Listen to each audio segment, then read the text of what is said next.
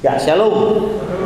Terima kasih untuk tim PAW yang sudah mempersiapkan hati kita untuk sebentar kita akan belajar. Saya bilang belajar karena memang bahkan pelajarannya sulit. Ya, kalau yang minggu lalu datang, saya lihat sebagian besar minggu yang lalu datang ya. Dan ketika minggu lalu datang itu ada penjelasan dari Pak Stephen Roberto ya tentang kedatangan Tuhan Yesus yang kedua ya. Dan hari ini temanya adalah antikris. Ya, seru sekali ya. Temanya antikris ya. Memang ini berat ya. Tetapi saya berpikir ya kita sebagai orang Kristen harus mengerti secara total utuh ya. Jangan cuma tahu tentang Tuhan Yesus mati di kayu salib, tapi ketika kita bicara tentang akhir zaman kita nggak ngerti. Jujur, saya pun nggak gitu tertarik dengan akhir zaman ya. Saya punya teman yang begitu tertarik dengan akhir zaman ya. Kalau ketemu saya ngobrolnya tentang akhir zaman terus itu sampai saya bingung gitu. Ya wis lah ngono karemu itu. Dia mulai gotak-gatuk tanggalnya ini di Israel ini ke 5.700. Wah ya, ini dalam bahasa Ibrani begini, wah dikupas panjang lebar. Tapi ya jujur saya belum tertarik ya. Karena itu ketika menentukan tema bulan Oktober ini memang maju mundur. Enaknya apa ya? Berani nggak saya omong masalah akhir zaman ya. Dan rupanya Tuhan memang mengharuskan kita untuk belajar akhir zaman ya. Dan saya kasih clue dulu. Bicara tentang akhir zaman, bicara tentang kitab Wahyu terutama, para teolog berkata begini, kalau ada 10 teolog bicara tentang kitab Wahyu, maka akan ada 11 teori. Ya, 10 teolog ngobrol tentang kitab Wahyu akan keluar 11 teori. Jadi bahkan bukannya menyatukan malah tambah banyak gitu teorinya ya. Karena memang yang namanya kitab Wahyu ini penuh dengan apa ya? Penuh dengan pengandaian gitu ya, penuh dengan gambaran, penuh dengan simbol-simbol, dan itu yang menjadikan tafsirannya itu macam-macam. Bahkan seperti yang Pak Stephen kemarin sampaikan bahwa Tuhan Yesus datang di awal ya, sebelum antikris 7 tahun ya. Itu pun sebetulnya paling tidak yang saya tahu ada 3 teori tentang itu ya. Ada yang di depan, ada yang di belakang kalau nggak salah ya. Dan satu lagi itu malah yang kerajaan 1000 tahun itu sebetulnya sekarang ya. Sekarang ini udah masuk kerajaan 1000 tahun gitu ya. Sekarang ini gitu ya. Jadi memang banyak teori tentang itu. Tetapi yang kita bisa petik minggu lalu bahwa Tuhan merancangkan yang baik. Amin. Ya, sekalipun ada banyak penafsiran, tetapi bagus sekali Pak Stephen sampaikan bahwa Tuhan merancangkan yang baik. Tuhan ingin kita diangkat lebih dulu sebelum sang antikris ini datang. Lah kalau sebelum antikris datang ngapain kita belajar antikris ya? Kan kita udah naik dulu ke surga. Tenang, kan belum tentu benar ya. Ingat ya, ada banyak teori tentang itu ya. Karena itu kita mau belajar sekarang tentang antikris supaya kita juga nggak bingung, nggak gagap ketika ada suara-suara yang kita dengar dari luar. Ada antikris sudah datang. Si X ini antikris, si Y ini antikris. Sistem demokrasi ini antikris dan lain sebagainya. Visa card, bahkan vaksin itu dikatakan sebagai antikris gitu ya. Kita biar nggak gagap ya, nggak dikit-dikit iya tak nggak ya. Kita mau belajar dulu tentang antikris. Yang pertama kita belajar tentang apa sih arti kata antikris. Antikris ini sebetulnya hanya ditulis oleh Yohanes, murid Yesus. Jadi yang lain tidak menggunakan kata antikris. Antikris hanya didapat di kitab atau surat Yohanes, bukan Injil Yohanes, tetapi surat Yohanes, ya. Nah, artinya apa? Ya, kita coba buka 1 Yohanes 2 ayat 22. Ya. 1 Yohanes pasal 2 itu mati ayat 22. Ya. 1 Yohanes 2 ayat 22.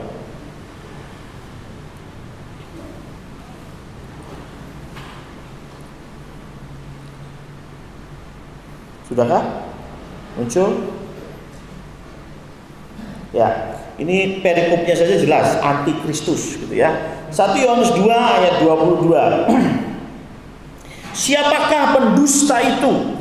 Bukankah dia yang menyangkal bahwa Yesus adalah Kristus? Dia itu adalah antikristus, yaitu dia yang menyangkal baik Bapa maupun Anak.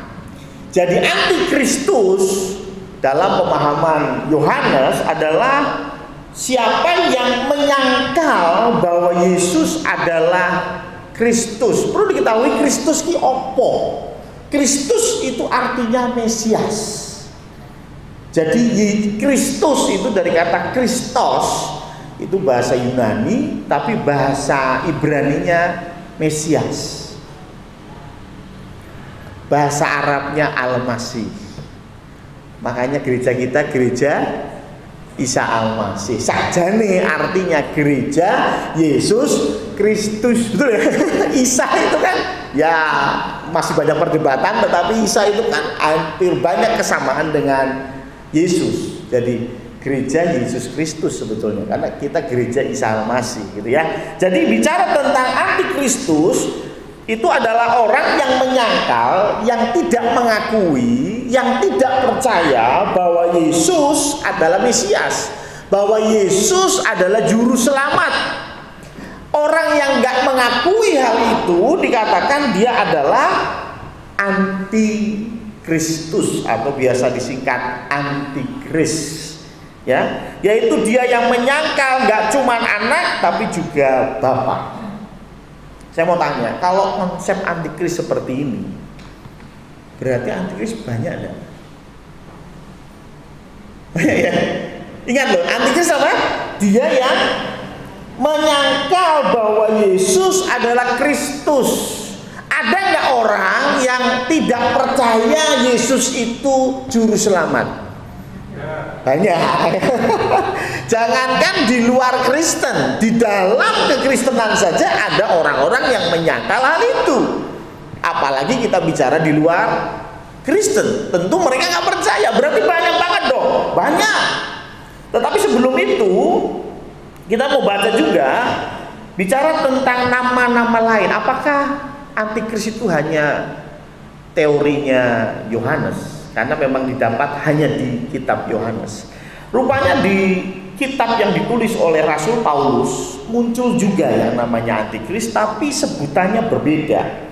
Coba dilihat di 2 Tesalonika 2 ayat 3. 2 Tesalonika 2 ayat yang ketiga berkata demikian. Janganlah kamu memberi dirimu disesatkan orang dengan cara yang bagaimanapun juga. Sebab sebelum hari itu haruslah datang dahulu murtad, dan haruslah dinyatakan dahulu manusia durhaka yang harus binasa.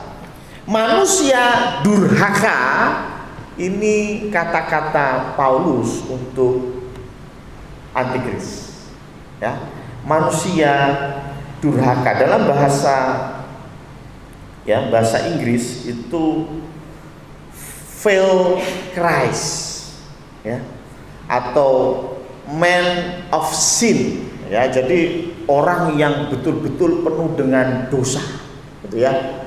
Ini bicara tentang manusia durhaka, ya, jadi ini orang betul-betul penuh dengan dosa.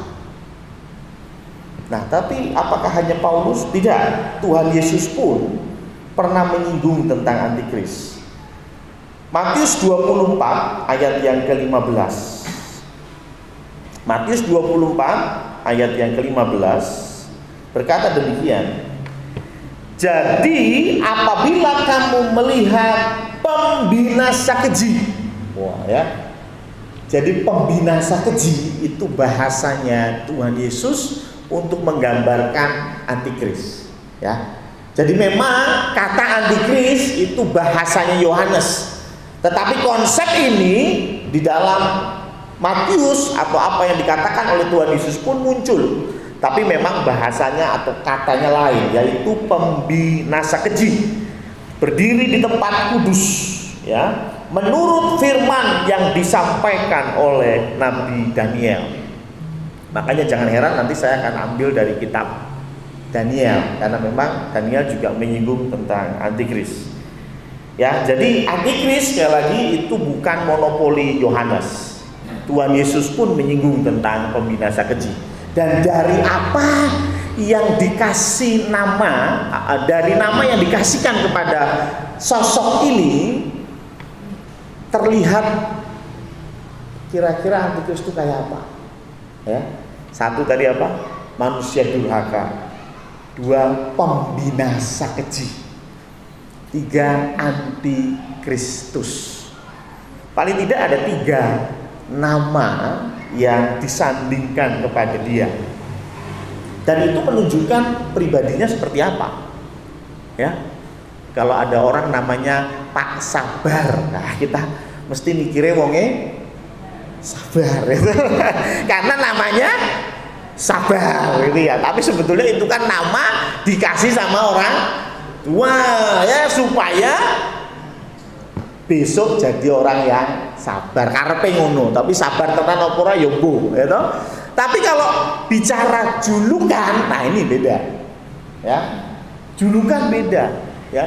Kalau kita kasih julukan kepada siapa misalnya Pak Marno gitu ya. Pak Marno yang bijaksana, ya. Pasti kita sudah melihat bahwa Pak Marno bijaksana, ya. Atau kemudian kita bilang Mas Firman yang celelean gitu. Pasti karena kita sudah tahu Mas Firman itu celelean gitu ya. Makanya kita bilang itu loh, sang pembuat onar gitu. Karena memang itu orang pembuat onar gitu.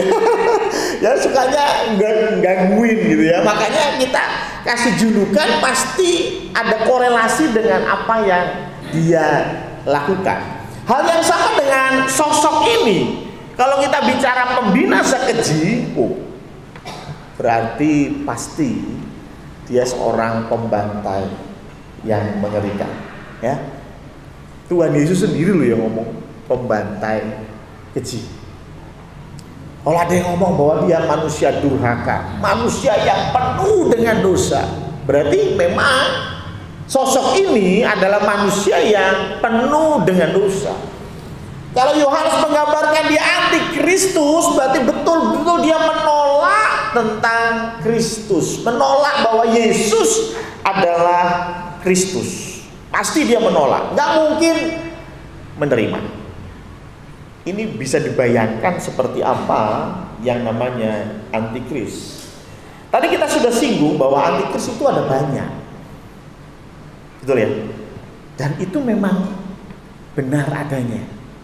Antikris itu banyak. Coba kita buka di dalam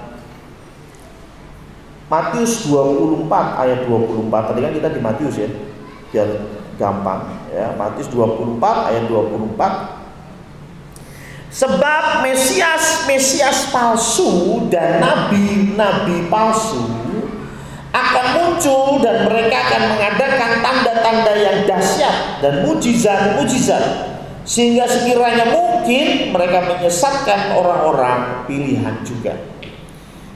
Jadi Mesias palsu dan nabi-nabi palsu ini juga merupakan antikris. Mesias palsu, nabi palsu, ada? Banyak, ya toh? Bahkan kalau kita bicara sejarah, ada ratusan ribuan orang yang merupakan nabi palsu dan juga Mesias palsu. Di dalam sejarah Yahudi, mereka itu menunggu Mesias sampai hari ini. Mereka menunggu Mesias. Dan ada banyak sekali orang yang dikira dan mengaku Mesias. Tapi semuanya terbukti palsu. Jadi artinya antikris itu memang banyak. Tapi yang menarik, bukankah kita tahunya antikris itu satu ya? Nah, ini ada di 1 Yohanes 2 ayat 18. 1 Yohanes 2, mana 1 Yohanes 2 ayat yang ke-18. 1 Yohanes 2 ayat 18 berkata demikian, anak-anakku, waktu ini adalah waktu yang terakhir, dan seperti yang telah kamu dengar, seorang, kata antikris ada berapa? Satu, ya. Seorang antikristus akan datang. Sudah atau belum? Belum, akan, ya toh? Akan datang. Sekarang, nah ini sekarang Yohanes bicara sekarang. Tadi bicara akan datang, tapi sekarang dia bicara sekarang telah bangkit banyak antikristus. Jadi rupanya antikristus itu ada yang number one-nya, ada yang pentolannya, dan itu disebut dengan seorang antikristus. Dan itu baru akan datang, belum. Ya, antikris itu baru akan datang. Tapi kalau nabi-nabi palsu, mesias-mesias palsu, atau biasa disebut pengikut sang antikris, sudah banyak. Ya, pengikut antikristus sudah banyak. Orang yang tidak terima, tidak mengakui Yesus Kristus sebagai Mesias, itu pengikutnya antikristus. Disebut antikristus juga, tapi antikristus kecil. Sebetulnya ini sama dan mirip dengan kita yang disebut sebagai orang Kristen. Kenapa disebut Kristen? Pengikut Kristus. Berarti kalau pengikutnya antikristus, antikristen harusnya begitu ya. Ya, jadi namanya pengikut antikristus itu antikristus juga. Jangan bingung. Jadi ada banyak antikristus, orang yang menentang, yang tidak percaya, yang bahkan dengan pasti dan yakin membinasakan orang Kristen, itu juga bisa disebut sebagai antikristus. Tapi ada satu sosok yang masih ditunggu karena akan datang. Namanya sang antikristus. Ini yang akan membuat heboh dunia persilatan ya. Yang sampai sekarang, waduh, banyak dikupas, banyak disinggung dan lain sebagainya. Nah, sebetulnya antikristus itu apa sih? Maksudnya apa sih begini? Apakah antikristus itu seseorang? Atau antikristus itu sebuah spirit atau semangat atau sistem? Ya, kan ada sistem yang antikristus. Ya, kalau Anda masuk ke perusahaan Bapak Prabowo, kasih lambang di depannya salib. Which seumur hidup orang naik pangkat gitu. Karena salib, tahu maksudnya ya? Pak Aris, ya, kayak salib sih, gitu. Ya, susah naik pangkat. Loh, itu kan sistem ya, sistem yang menentang anak-anak Tuhan, menentang kekristenan, gitu ya, menghambat kekristenan. Itu sistem. Ya, dan ada banyak sistem-sistem yang dibuat yang tentunya menghambat, ya, tentunya itu menghambat penyebaran Injil, menghambat kekristenan bertumbuh. Ya, kalau kita lihat seperti zaman komunisme, ya, di Cina, di Korea Utara, wow, kekristenan sulit sekali berkembang. Dan itu bisa disebut sebagai sistem, bukan orang. Dan sekarang antikristus tadi yang namanya sang antikristus itu orang atau sistem. Nah, kita lihat di dalam 1 Yohanes 4 ayat 3.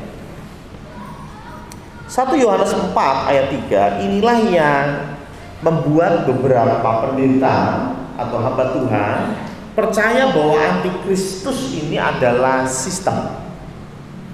Ya. Ada beberapa pendeta yang percaya antikristus itu yang ditunggu itu adalah sistem. Ayat 3 berkata, dan setiap roh yang tidak mengaku Yesus tidak berasal dari Allah. Roh itu adalah roh antikristus, dan tentang dia telah kamu dengar bahwa ia akan datang, berarti belum toh. Dan sekarang ini sudah ada di dalam dunia. Jadi ini bicara roh, bukan orang, gitu ya. Spirit, gitu ya. Semangatnya itu semangat antikris. Makanya ada beberapa yang percaya bahwa antikris itu sistem. Ya. Contohnya kalau kita pernah dengar zaman dulu ya, wah ini kalau nggak pakai chip nggak bisa belanja. Berarti sistem atau orang? Sistem ya, sistem itu ya. Kalau bayarnya nggak pakai Shopee, kenapa jadi iklan gitu ya?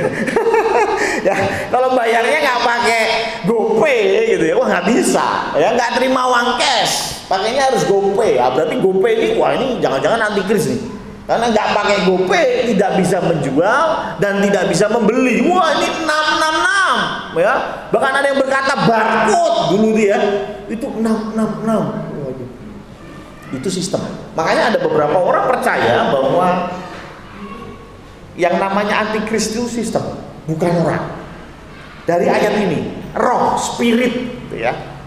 Spiritnya, semangatnya memerangi kekristenan. Semangatnya untuk menyesatkan orang Kristen. Tetapi kalau kita mengacu kepada kitab Daniel, mari kita buka di dalam Daniel 7 ayat 25. Daniel 7 ayat 25. Ingat tadi Tuhan Yesus saja bilang bahwa ini mengacu kepada kitab Daniel, ya. Matius 24 tadi, ya. Pembinasa keji seperti yang tertulis di dalam kitab Daniel. Artinya Daniel ini menyinggung tentang si pembinasa keji. Daniel 7 ayat 20 berapa tuh? 25, ya. Ia akan mengucapkan perkataan yang menentang yang maha tinggi dan akan menganiaya orang-orang kudus milik yang maha tinggi. Ia berusaha untuk mengubah waktu dan hukum, dan mereka akan diserahkan ke dalam tangannya selama 1 masa dan 2 masa dan setengah masa. Itu yang disebut dengan 3,5 tahun, gitu ya.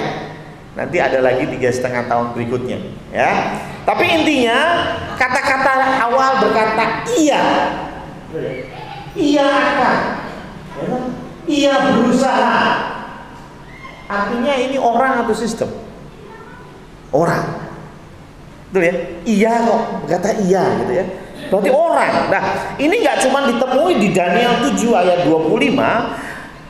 Percaya saya sudah persiapan. Ya, Daniel 8 ayat 23 sampai 25 juga berbicara hal yang sama. Daniel 11 ayat 36 juga berbicara hal yang sama. Bahwa antikris itu pribadi, itu orang, ada sosoknya. Terus pandangan saya bagaimana kan gitu ya. Singdi gitu ya. Sekali lagi, ini teologi sulit ya. Saya dengan Stephen saja belum tentu sama, apalagi saya dengan Mbak Novi, dengan Anda semua. Saya hanya menyampaikan dan Anda coba pikir logis yang mana. Itu saja ya.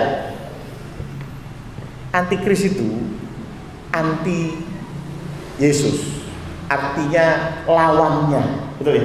Perbandingannya. Kalau Yesus Kristus itu pribadi, sangat masuk akal antikris juga pribadi. Betul nggak? Kan ini bicara lawannya toh. Yesus Kristus itu pribadi yang penuh dengan kebenaran. Berarti antikris juga pribadi yang penuh dengan dosa. Pas kan? Anda mau bilang teori otak kantor, ya apa? Ya, tetapi itulah yang saya imani sampai dengan hari ini, ya, bahwa yang namanya antikris itu orang. Karena sekali lagi ini lawan, pembanding daripada Yesus Kristus. Kalau Yesus Kristus itu adalah Allah yang menjelma menjadi manusia dan 100% manusia, maka antikristus juga adalah setan yang menjelma menjadi manusia dan 100% manusia. Memang ini bicara tentang antikristus, bicara tentang antinya Kristus. Jadi harus ada kesamaan, tapi berbeda isinya. Ya. Itulah mengapa disebut penyesat. Penyesat itu membuat orang tersesat. Kalau Anda tersesat, itu kira-kira karena jalan yang Anda tuju itu sama atau jalan yang Anda tuju beda? Saya yakin yang Anda tuju sama. Maksudnya begini, Mas Uung naik mobil menuju ke Jogja, tersesat di tengah-tengah jalan menuju ke Secang, ada gang kecil belok kiri, Mas Uung. Itu namanya Mas Uung bukan tersesat, itu pohon. Lo ada jalan gede di depan, gede, lu malah ambil gang kecil, lu ngapain, mabuk? Paham ya? Loh, yang kesesat itu gara-gara apa? Ada dua jalan, podo persis, betul kan? Kita mau ke Jogja, wah ada pelangnya, Jogja lurus, oke mantap. Di ujung belok kanan kiri podo dalan, sama. Ke kanan yo gede, ke kiri yo gede, orang pelangi. Kira-kira kemana ya Jogja? Betul ya? Itu ada kemungkinan kita tersesat. Jalannya lurus ke depan itu jalan, belok kiri itu kali, Anda belok kiri. Itu bukan tersesat kakak. Ya, itu pagi-pagi belum sarapan. Betul ya kan? Loh, jalannya lurus kok Anda belok kiri ke kali, ngapain? Tersesat itu karena mirip, persis. Ya, cuma bertolak belakang, satu ke kanan, satu ke kiri. Begitu juga saya percaya tentang antikris. Dia penyesat kok. Ya, pasti mirip. Bahkan banyak ayat berkata antikris itu bisa bikin mujizat. Mirip enggak dengan Tuhan Yesus? Mirip. Bahkan antikris bisa menghidupkan orang mati. Tuhan Yesus bisa? Mantap ya. Mirip sekali. Ya. Tuhan Yesus itu Allah dan antikris akan mengaku dirinya sebagai Allah. Mirip juga. Makanya saya percaya bahwa antikris itu pribadi, orang, gitu ya, orang, ya. Nah, sekarang kalau kita sudah tahu arti kata antikris, ada nama lainnya juga, dikatakan juga ada banyak kroco-kroconya, tapi kita masih ya menanti ya, kan menanti sih saya sih males ngapain nungguin ya. Nggak usah nungguin lah ya. Tapi kita percaya di depan nanti akan ada satu orang, seseorang pribadi yang adalah antikris. Lalu apa sih yang akan dilakukan oleh si antikris ini? Ada banyak penjelasan, tapi ya nanti saya diprotes kelamaan. Karena itu saya ambil saja dari satu perikop saja. Ya. Perikop ini saya ambil dari Wahyu, ya, kitabnya orang Jawa. Ya, orang Jawa itu menulis dua kitab, Wahyu sama Mazmur. Ya. Wahyu 13 ya, ayat yang ke-11. dan sampai selesai ya. Kita bahas itu saja ya. Jadi antikris, yang namanya antikris yaitu pribadi tadi, dia akan melakukan apa di dunia ini? Binatang yang keluar dari dalam bumi, itu perikopnya. Dan aku melihat seekor binatang lain keluar dari dalam bumi dan bertanduk dua. Ini penting ini. Sama seperti kalau kita dengar anak domba, pikiran kita kemana? Tuhan Yesus. Berarti sekali lagi ini duplikatnya dia. Ini KW-nya cuy, ya kan? Ini KW-nya. Pasti KW mirip-mirip ya. Kalau Tuhan Yesus itu anak domba, berarti ini juga seperti anak domba. Makanya kalau kita baca di Wahyu 13 sebelumnya, itu bicara binatang yang keluar dari air, dari laut. Ya itu nantilah ya. Karena buat saya antikris itu binatang yang keluar dari dalam bumi. Kenapa bumi?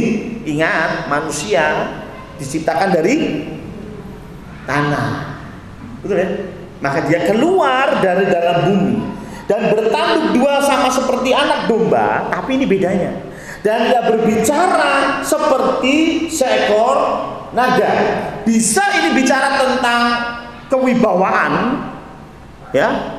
Kuasa, power boleh, tetapi juga jangan lupa dalam konsep Alkitab, naga itu punya korelasi dengan setan.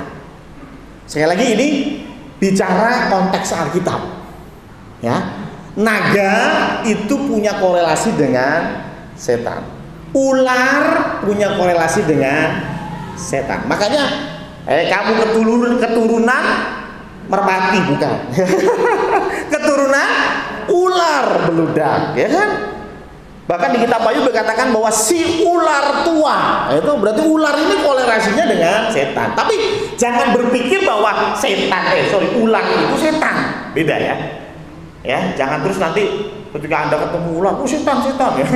Bukan, ular ya ular. Cuman di dalam konteks Alkitab, ular itu lambang dari setan. Naga juga lambang dari setan, ya. Jadi saya tidak menyinggung budaya apapun ini ya. Budaya lain mengatakan, oh naga itu begini ya monggo. Cuman dalam konteks Alkitab sekali lagi, ya naga itu memang korelasinya dengan setan, ya. Tapi kalau Anda mau piara naga boleh juga sih, ya. Benar ada orang yang piara naga. Teman saya tuh ketika ngomong, temennya bilang, Anda kok kalau ngomong bau naga, berarti miara naga ya. Ya, Wahyu 13 lanjut ya. Jadi berbicara seperti seekor naga. 12. Dan seluruh kuasa binatang yang pertama, ya, seluruh itu dijalankannya di depan matanya. Binatang yang pertama saya percaya itu sistem yang dibikin oleh setan. Ya, karena kalau bicara yang di belakangnya itu ada makhluk keluar, kepalanya 7, tanduknya 10, masing-masing tanduk ada mahkotanya gitu ya. Ini bicara tentang kerajaan-kerajaan. Berarti ini kerajaan-kerajaan ini mesti sistem ya. Karena itu si antikris ini dia itu punya kuasa untuk menjalankan apa yang binatang pertama punya gitu ya. Jadi ini kuasanya luar biasa. Ia menyebabkan seluruh bumi, bayangin, nggak cuma Indonesia, nggak cuma Eropa, tapi seluruh bumi dan semua penghuninya menyembah bukan dia, menyembah binatang pertama, ya, yang luka parahnya telah sembuh, dan ia mengadakan tanda-tanda yang dahsyat. Bahkan ia menurunkan api dari langit ke bumi di depan mata semua orang. Wah, ini mungkin kalau zaman dulu berkata bahwa ini sakti mandraguna gitu ya. Bisa menurunkan api dari langit. Wow, ya, tapi beberapa penafsir ya mengatakan bahwa kalau ini dimasukkan di dalam tahun 2021, tentu bukan bicara kasekten, tetapi bicara tentang kuasa. Jadi antikris ini punya kuasa untuk membuat semua orang, semua manusia menyembah kepada binatang pertama. Bagaimana dia bisa melakukan hal itu? Kenapa? Karena bukankah di dunia ini ada banyak agama, betul? Oke, kalau dia bisa nyusup ke Kristen misalnya ya, terus orang Kristen semua menyembah binatang pertama tadi. Nah, tapi bagaimana dengan orang Islam? Apa mau mereka menyembah binatang pertama? Apa mau orang Buddha menyembah binatang pertama? Apa mau orang Konghucu menyembah binatang pertama? Orang kenal. Ya. Mungkin dia bisa menyusup ke agama yang lain, tapi bagaimana yang lain? Tentu sulit. Bagaimana dia bisa menyebabkan seluruh bumi dan semua penghuninya itu menyembah binatang pertama? Piye colong? Ini bicara tentang binatang pertama itu sistem yang dibuat, yang dibikin oleh beberapa negara atau orang-orang, sistem yang dibangun oleh negara-negara yang tadi disebutkan di Wahyu 13 ayat 1 ya. Artinya menyembah ini bukan bicara betul-betul menyembah, maksudnya secara fisik menyembah, bukan. Tetapi sistem yang dibangun adalah sistem yang cinta akan uang. Ya. Kita ini kan sekarang ini dibangun sebuah sistem apa? Cinta akan uang. Ya. Lihat YouTube isinya wong pamer, gitu. Kita nggak pamer nggak afdol gitu. Ya, saya ya ini bercanda tapi ya kadang-kadang bener ya. Ya waktu itu saya sama Bupur gitu, temennya Bupur foto makan siangnya gitu. Mangan apa ya? Sego mbek ikan pedo gitu ya. Dikirimkan ke Bupur. Wah, Bupur gak mau kalah. Mas ayo kita foto makan siang kita kirim. Ya padahal makan siang kita juga sama-sama mengenaskan. Tapi maksudnya paling tidak kita pengen show up juga gitu ya. Itu manusiawi dan itu rupanya yang diambil oleh sistem dunia ini sehingga kita menjadi suka pamer, sehingga kita menjadi hedonis, kita menjadi cinta akan uang lebih dan lebih lagi. Teman saya berdiskusi dengan saya bicara tentang bekerja di dalam hari Minggu. Bekerja hari Minggu itu nggak boleh. Bukankah kita harus menguduskan hari Sabat? Pokoknya kerja hari Minggu nggak boleh. Piye sing kerjane sip-sipan. Wih Pak, Mas Uung wis mikir, aku mingguwe kerja.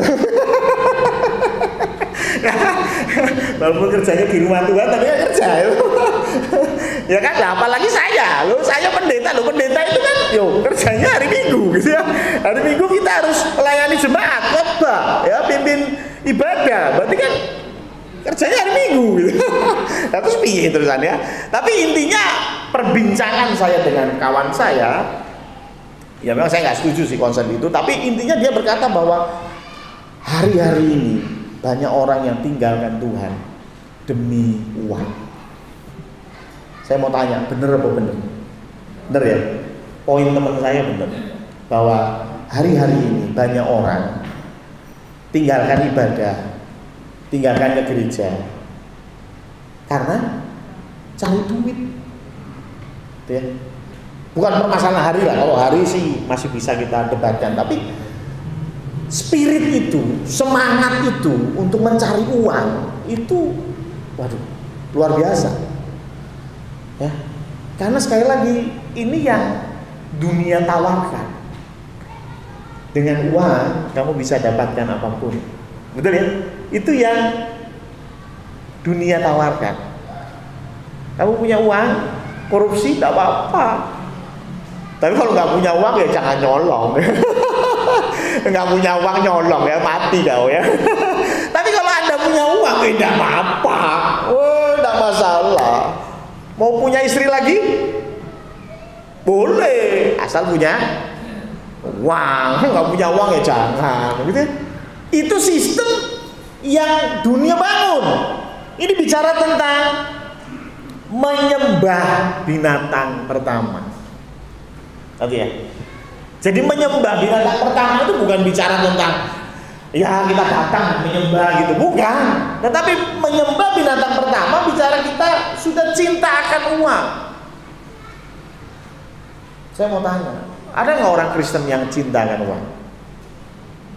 Ada, banyak. Ada orang Muslim yang cinta akan uang? Ada ya.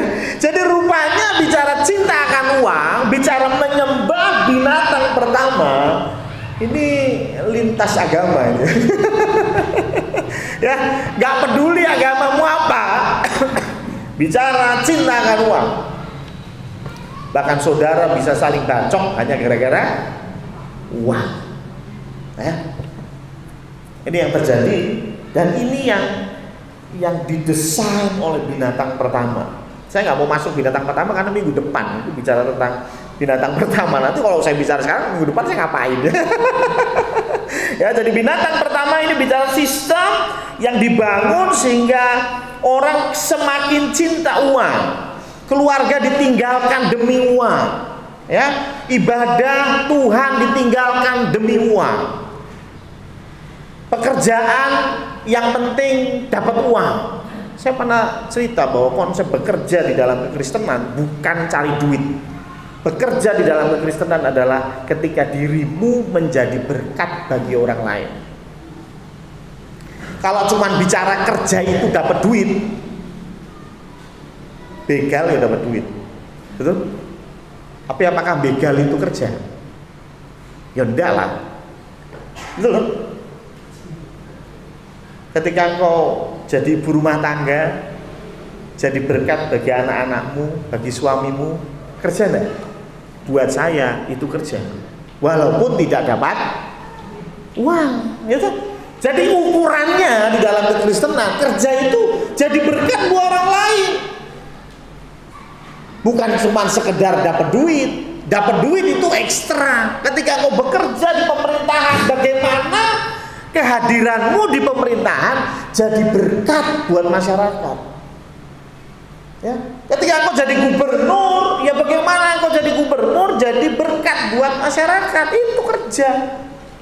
Uang menyusul, uang mengikuti. Tuhan bilang apa? Berkat yang akan mengejar kita. Berarti jualan boleh nggak? Ya boleh. Di daerah situ orang susah cari kaos, Budi jualan kaos, jadi berkat nggak? Iya kan? Daripada jauh-jauh, nggak tipu. Wah, di tempat saya tuh nggak ada yang jual toko kelontong, saya tak buka Indomaret. Boleh? Boleh, supaya jadi berkat. Orang mau cari gula nggak usah jauh-jauh, dekat jalan kaki nyampe. Ya, itu bisa jadi berkat. Tapi kalau Anda jual gulanya harganya 10 kali lipat harga pasar, ya itu tidak jadi berkat. Itu bukan kerja. Ya. Mumpung masker lagi dicari orang, kita beli masker 5.000, kita jual 50.000. Jadi berkat nggak? Dipisu-pisui ya, gitu. Kakek nenek itu mulai muncul semua itu ya. Wah, maskernya netok 50.000 gitu. Ya kan? Tapi kan orang kepepet, betul ya? Orang kepepet akhirnya beli, tapi belinya dengan miso-miso, betul ya? Itu nggak jadi berkat. Anda mau jualan boleh, tapi untungnya yang wajar lah, betul? Ya, ada. Sekarang coba misalnya provider internet hanya ada satu, ya toh? Dan dia menaikkan harga setinggi langit, bagaimana? Pasti kita semua akan pisu-pisui, gitu. Tapi tetap beli, karena nggak ada yang lain. Gitu ya. Nah, ini providernya salah, ya. Tapi ketika kita bekerja, jadikan berkat bagi orang lain. Tapi sistem dunia nggak gitu. Sistem dunia gimana? Aku untuk piro. Betul? Aku untuk piro. Loh, jangankan sistem dunia, Bapak Ibu. Gereja itu loh. Pendeta datang mendaftar atau mau jadi pendeta di sebuah gereja, ditanyain majelis. Pertanyaan dia apa? Saya di sini digaji berapa, Pak? Ya kalau gajinya nggak mencukupi ya saya tak cari gereja lain gitu ya, bener ya. Loh, ini hamba Tuhan loh, hamba Tuhan. Tapi yang sebetulnya dia hamba uang. Dia tidak menyembah Tuhan, dia menyembah binatang pertama. Ngerti ya? Hati-hati. Jadi bukan bicara, oh saya sih masih menyembah Tuhan kok, saya masih ke gereja kok. Iya, tapi betulkah engkau menyembah Tuhan? Atau jangan-jangan kok hanya ya hari Minggu datang lagi mana ya, mertua ikut ya, istri ada, anak-anak ada ya ikutlah ya. Kepaksa banget nih gerejanya itu.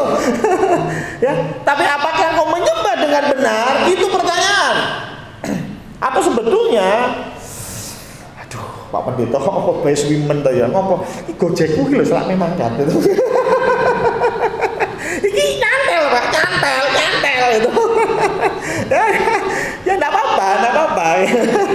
Ya, tapi sekali lagi, apakah kita menyembah kepada Tuhan yang benar? Atau jangan-jangan secara nggak sadar kita sudah terperangkap menyembah binatang pertama.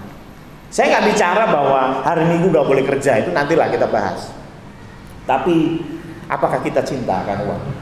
Ya, dan firman Tuhan bilang cinta akan uang adalah akar dari segala kejahatan. Oke, yang ke-13 dikatakan bahwa mengadakan tanda-tanda dahsyat, ya. Nah, ini menurunkan api dari langit ke bumi di depan mata semua orang. Ini bicara tentang dia punya kuasa juga. Kuasa apa? Kuasa politik. Ya. Sekali lagi saya bawa ini ke tahun 2021 ya. Kalau zaman dulu ya nggak masuk, ya. Tapi zaman sekarang ada beberapa penafsir yang mengatakan gitu dan saya masuk akal juga ya. Jadi dia ini punya kuasa politik.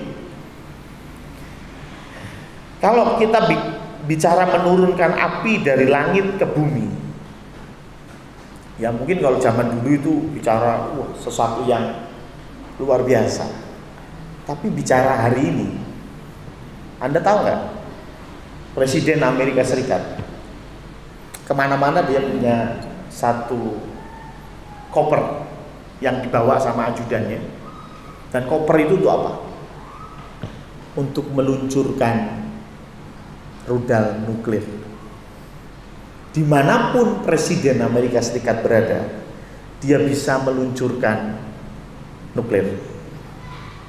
Tinggal buka kopernya, di situ ada sistem komputer, hanya presiden yang bisa, dan dia bisa perintahkan untuk meluncurkan nuklir. Nuklir itu kan roket ya. Bayangin ketika nuklir itu turun kayak apa ya? Kayak api dari langit ke bumi.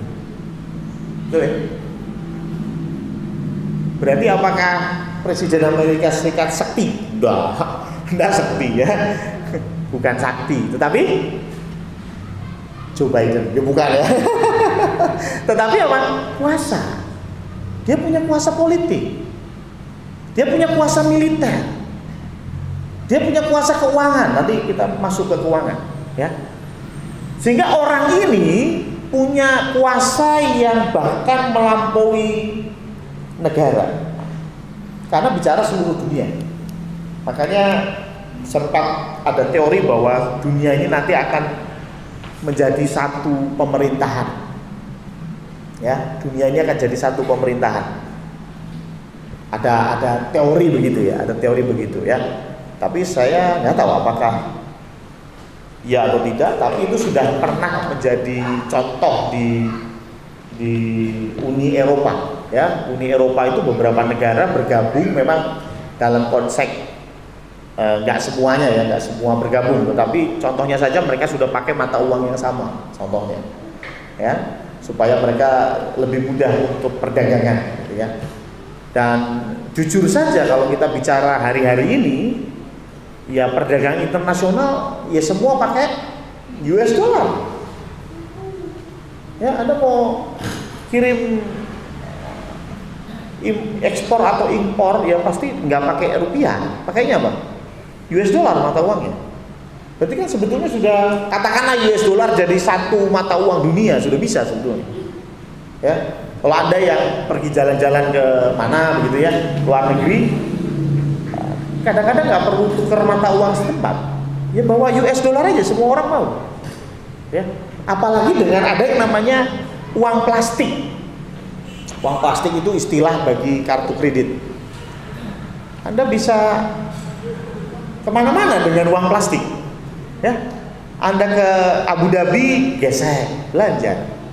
Ya, Anda ke Afrika Selatan, gesek, belanja. Ke Inggris, gesek, belanja. Nggak perlu bawa duit Indonesia rupiah, nggak perlu. Ini baru bicara ekonomi.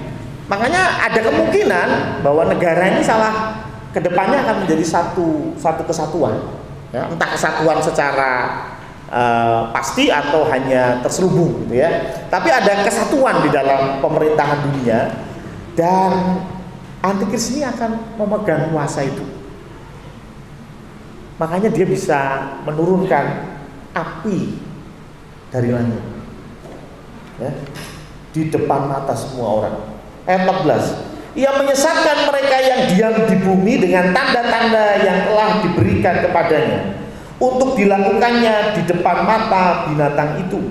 Dan ia menyuruh mereka yang diam di bumi supaya mereka mendirikan patung untuk menghormati binatang yang luka oleh pedang, namun yang tetap hidup itu. Ya, kembali dia melakukan tanda-tanda. Dan kepadanya diberikan kuasa untuk memberikan nyawa. Makanya ini bisa menghidupkan patung binatang itu. Ya, ini beberapa tafsiran mengatakan bahwa dia juga punya kelebihan di bidang agama. Ya, jadi dia bisa mengadakan mujizat. Kalau tadi bicara tentang dia punya kuasa, ya, tapi ini bicara tentang dia punya kelebihan di dalam agama. Ya, mungkin dia seorang teolog yang cerdas, ya, dan gak hanya teolog, dia bisa kasih mujizat juga. Waduh, ya, makanya ini orang akan dielulukan, ini orang akan disanjung-sanjung, dan gak heran kalau dia berkata, "Akulah Mesias." Banyak orang percaya. Ya, nah kalau model kayak saya ngomong akulah Mesias gitu, kira-kira ada yang percaya nggak? Ngimpi Pak ya. Tapi kalau seorang penguasa, dia menguasai seluruh dunia, perdagangan dia kuasai, militer dia kuasai, bahkan dia bisa menghidupkan patung. Kira-kira ketika dia bilang akulah Allah, Anda yang percaya? Oke. Bener gak? Hanya orang nopo-nopo terus ngomong aku lala jadi gebuki gitu. Tapi kalau dia punya kuasa yang begitu besar dan dia berkata aku lala, saya yakin semua orang akan percaya. Ayat 16. Dan ia menyebabkan sehingga kepada semua orang, kecil atau besar, kaya atau miskin, merdeka atau hamba, diberi tanda pada tangan kanannya atau pada dahinya. Dan tidak seorang pun yang dapat membeli atau menjual selain daripada mereka yang memakai tanda itu, yaitu nama binatang itu atau bilangan namanya. Yang penting di sini ialah hikmat. Barang siapa yang bijaksana, baiklah yang menghitung bilangan binatang itu, karena bilangan itu adalah bilangan seorang manusia dan bilangannya ialah 666. Ini yang sering jadi perbincangan, yaitu 666. Ada orang yang bahkan dengan bangga plat nomornya itu 666. Pengen jadi antikris itu. Tapi ya benar loh, antikris itu berarti kan loh, kalau dia bisa menguasai dunia dengan politik, militer, bayangkan secerdas apa dia. Betul? Sehandal apa dia bernegosiasi? Sehebat apa dia berpolitik? Luar biasa. Nah, pasti itu bukan manusia biasa itu. Pasti manusia luar biasa. Makanya nggak heran kalau ada orang yang pengen jadi 666 ya. Tapi saya mau bicara tentang apa maksud dari ayat 16 sampai 18 tadi. Ada banyak yang berkata bahwa 666 itu akan ditulis di jidat dan di tangan. Ya, nanti kita akan ditulis 666, di tangan juga dikasih 666. Kemudian ada yang berkata bahwa ada chip yang akan ditanam. Ya, chipnya ini ditanam dan kemudian ini yang menyebabkan kita bisa belanja dan bisa menjual sesuai dengan firman Tuhan tadi. Nah, sehingga banyak orang yang kemudian bertanya, nah, terus kalau masa itu datang, kita harus bagaimana? Kita harus menerima itu atau tidak? Nah, ini harus dipahami bahwa masalah belanja atau perdagangan itu memang sudah jauh berubah. Ya, ada yang namanya tadi saya bilang uang plastik, gesek selesai. Tapi sekarang lebih hebat lagi, uang kita ada di handphone, betul ya? Uang kita ada di handphone, ya. Saya mau beli mie ayam, pakai Shopee, scan, selesai, ya. Saya mau bayar parkir, pakai Shopee, selesai. Bisa, gitu ya. Uang kita sekarang di handphone loh. Ya, bahkan kita nggak bawa duit pun ada e-banking, ya, nggak perlu cari ATM, ya. Kalau Pak Gun mau transfer Bu Harti gitu ya, Bu nomor rekening berapa? Selesai, 2 menit selesai, ya kan? Nggak perlu kita bawa duit, gitu ya. Nah sekarang yang namanya chip itu sudah ada, chip itu sudah ada. Dan bahkan sudah diuji coba. Makanya dulu ada program namanya Obamacare. Nah itu juga sempat diisukan sebagai antikris, ya. Obamacare, Obama itu antikrisnya. Aduh kasihan banget. Ya, yang nggak tahu sih, bisa jadi, tapi saya nggak tahu ya. Tapi sampai dia turun dari presiden juga nggak ada tanda-tanda dia jadi antikris ya. Jadi Obamacare itu salah satunya dia pakai chip. Ya, gampangnya beginilah kayak BPJS. Gampangnya kayak BPJS. Cuma kan kalau BPJS Anda pakai kartu. Nah, ini pakai chip. Ya gitu aja bedanya. Ya, kenapa? Karena sekarang kalau misalnya nih teler kecelakaan setengah mati bawa ke rumah sakit. Ini nyari nomor BPJS-nya bagaimana? Kan repot ditanyain, "Woi, bagi lo ya," kan nggak bisa, ya. Terus gimana? Ada chip yang ditanam di tangan, di lengan, ya, itu ditanam satu chip seperti sebutir beras katanya, lebih kecil dari sebutir beras. Kemudian nanti tinggal di scan aja, tip, langsung tahu, oh Ronald Richard, ya toh, alamat di sini, ya toh, nama orang tua, semua komplit datamu. Nah, sehingga bisa langsung ditangani. Maksudnya begitu. Tapi saya yakin chip ini amat sangat mungkin dikembangkan menjadi sistem pembayaran. Amat sangat mungkin. Bukankah sangat gampang kalau kita punya chip di tangan, belanja tinggal tekan tip, selesai. Bukankah sekarang ada ketol saja, pakai e-tol, tinggal deketin, gerbang buka, betul ya? Itu kan bayar itu, pencet itu kan bayar. Ya. Kalau itu diperkecil dan ditanam di sini, Anda tinggal begini saja, melambai saja, halo, buka gerbang, ya kan? Mantap kan? Jadi artinya amat sangat mungkin chip itu dipakai sebagai alat pembayaran. Lalu bagaimana kita sebagai orang Kristen terima nggak model begitu?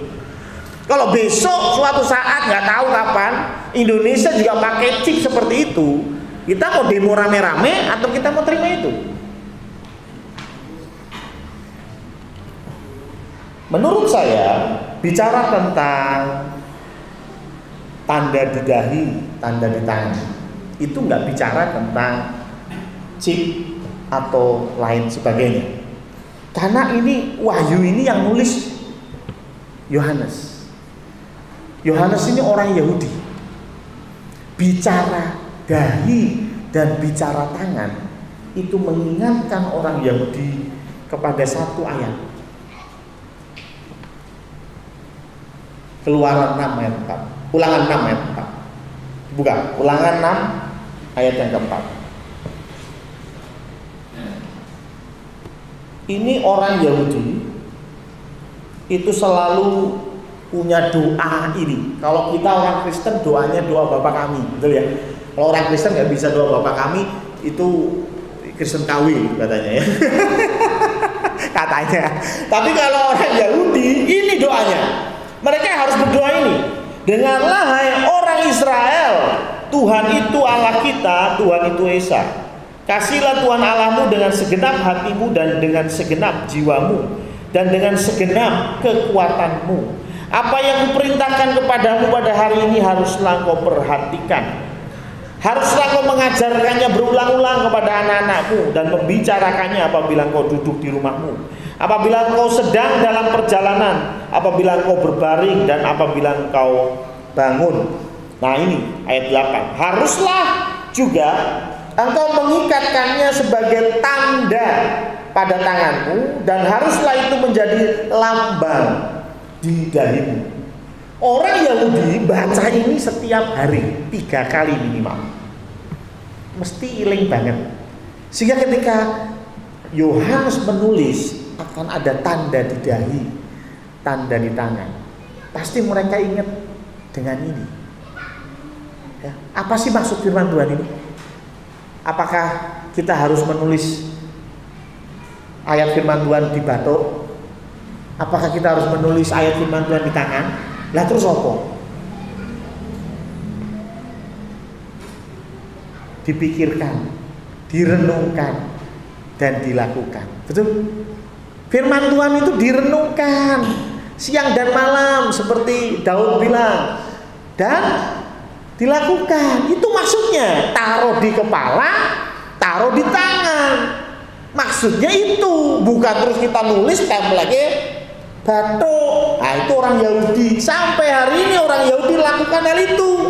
Tulis doanya, taruh di satu kotak namanya tefila. Namanya tefila. Kotak itu ditaruh di jidat. Ya bisa cari di YouTube atau di Google, cari gambar orang Yahudi sedang berdoa. Maka ada kotak di jidat, ya, dan ada tali di tangan. Isinya surat ini. Mereka melakukan secara harfiah. Tetapi kita sekarang paham, ini maksudnya bukan itu. Dipikiran, direnungkan, dan dilakukan. Hal yang sama dengan konsep antikris. Ajaran antikris, hedonis tadi, cinta akan uang tadi, selalu ada di pikiran. Ya, dia corone golek duit, dia corone golek duit. Ya, itu yang Anda renungkan setiap hari, gitu ya. Dan paginya Anda lakukan. Ya. Oh supaya duitnya banyak harus, oh ini harus gak jujur, harus begini, harus ngemplang duit ini dan lain sebagainya, harus macam-macam, berbuat dosa pun tidak masalah, yang penting duit datang. Ini bicara tentang 666 sudah ada di kepalamu. Kalau Anda sekarang menghalalkan segala cara untuk dapat duit, sorry, sebetulnya antikris sudah ada di kepalamu. Kalau kau melakukan hal itu, sudah ada di tanganmu. Jadi masalah tentang chip, masalah tentang apalah, itu cuma alat, itu elektronik alat, dan itu masuk akal banget. Besok pun kalau ada ya saya sih nggak ada masalah. Ya, karena memang teknologi berkembang. Anda sekarang ngotot mau bayar tol pakai uang cash, nggak bisa. Anda ngotot, ini saya punya uang 100.000, saya mau bayar tol pakai uang cash, nggak bisa, percaya saya. Ya, betul ya? Karena apa, sekali lagi teknologi berubah. Jangan kita dikit-dikit anti teknologi, dikit-dikit anti teknologi, kita jadi orang jadul. Tetapi kita harus paham, yang penting adalah ajaran-ajaran hedonis jangan masuk ke pikiran kita. Selalu isi pikiran kita dengan hal yang penuh dengan firman Tuhan. Pikiran kita itu harus ada isinya. Anda tahu pikiran cabul itu munculnya ketika apa? Itu ya nggak ada pikiran yang lain, betul ya? Bengong gitu ya, di pinggir kali lihat bebek kawin, cabul ya. Kenapa? Karena pikirannya kosong, Pak maksudnya. Kalau ada pikirannya, wah saya harus begini, bisnis saya harus saya beginikan, wah nanti saya pengen ini, saya seperti ini. Wah, walaupun Anda nongkrong di pinggir kali lihat bebek kawin, orang masalah, betul? Ya? Tapi kalau pikiran Anda kosong, jalan-jalan ke mall lihat cewek pakai baju mini aja udah gak karu-karuan mikirnya, betul? Karena pikiranmu kosong. Isilah pikiranmu dengan firman Tuhan, sehingga ajaran-ajaran antikris nggak masuk. Apa yang diajarkan itu nggak masuk, nggak jadi 6-6 Anda, tetapi menjadi ulangan 6 ayat 4 bahwa Tuhan itu Allah kita. Amin. Tuhan itu Esa. Kasihlah Tuhan Allahmu dengan segenap hati. Itu yang Tuhan mau. Jangan mengasihi duit, jangan mengasihi sistem dunia ini, tetapi kasihlah Tuhan Allahmu. Siapapun antikris, saya juga nggak tahu, tetapi yang jelas dia pasti datang. Antikris pasti datang. Tetapi selama Anda tetap berpegang kepada Kristus yang benar, isi pikiranmu dengan firman Tuhan, saya yakin dan percaya, sekalipun ya, kita masuk dalam masa aniaya, sekalipun kita masuk dalam masa aniaya, walaupun khotbah minggu lalu Stephen bilang enggak, ya, kita akan diangkat dulu, baru antikris datang. Nah, cuman untuk orang-orang yang tidak sepaham dengan pandangan Steve, gampang ngomongnya. Nah, kalau orang-orang yang percaya diangkat, berarti yang tersisa siapa? Yang tidak percaya toh? Benar ya? Yang namanya tidak tertulis di kitab kehidupan toh? Nah, terus antikris ngapain? Kan temannya sendiri itu. Ngapain disiksa? Ih, kawan, harusnya antikris, halo bro, ya, ayo kita disko dulu, kan gitu harusnya. Ngapain? Ini teman sendiri, ya kan? Kenapa dianiaya? Ini jokes saja ya, jokes saja ya. Tapi sejauh ini saya percaya dengan teorinya Steve ya, saya sepandangan dengan Steve, kita rapture dulu baru ada masa aniaya ya. Tapi salah satu yang harus kita jawab itu ya, bagaimana ini ya si antikris ya. Tapi intinya antikris, kalaupun kita masuk di dalam masa aniaya, kalaupun kita masuk di aniaya, bukankah Daud pernah berkata, sekalipun aku berjalan dalam lembah kegelapan, ya. Kalaupun kita harus masuk ke masa aniaya, selama bersama Kristus, kenapa kita gentar? Amin. Amin. Hari ini pun maaf, mungkin di antara kita ada yang sedang berjalan di jalan yang penuh dengan derita. Betul ya? Hari ini pun mungkin hidupmu merasa, aduh ini berat, ini aniayaku. Mungkin. Tapi bersama Kristus, buktinya Anda tetap ceria pagi hari ini. Buktinya Anda tetap bisa memuji Tuhan hari ini. Memang benar Mbak Novi bilang, pulang masalah tetap ada. Ya, tetapi bersama Kristus kita bisa melalui masalah demi masalah. Amin. Tuhan memberkati. Saya lanjutkan untuk mengingatkan Bapak Ibu saja poin-poin penting di dalam warta jemaat yang sudah tercetak di warta jemaat yang sudah disediakan ataupun yang sudah di-share di handphone Bapak Ibu Saudara sekalian. Nanti ditambahi mungkin kalau ada yang terlewat ya. Saya coba mengingat-ingatnya. Selepas ibadah, mungkin Bapak Ibu belum banyak yang tahu, jam 9:30 akan diadakan ibadah atau kebaktian tunas remaja usia anak di bawah 12 tahun ya. Jadi antara 9 sampai dengan 11 tahun. silahkan bagi Bapak Ibu yang mempunyai putra putri, setiap minggu kedua dan keempat di tempat ini diadakan ibadah tunas remaja secara offline, tatap muka, ya. Dan dilanjutkan nanti pada pukul 15 atau jam 3 sore ada ibadah genji, ibadah pemuda-pemudi di tempat ini usia 12 tahun ke atas, ya. Ujian akan dilayani oleh Saudari Vero, musik Mas Ronald dan kawan-kawan, ya. Dan menarik bahwa ibadah genji selalu diadakan secara menarik, ya. Dan kita saat ini sedang mengambil tema batas pacaran, ya. Jadi putra putri Bapak Ibu, ya, silahkan didorong untuk datang sehingga mereka akan lebih matang ketika mereka nanti beranjak lebih dewasa dari usia saat ini, ya. Lalu dilanjutkan hari Selasa, ya, di tempat ini akan diadakan doa malam, persekutuan doa malam, dan petugas untuk doa malam Selasa besok adalah Pendeta Samuel Priyotomo.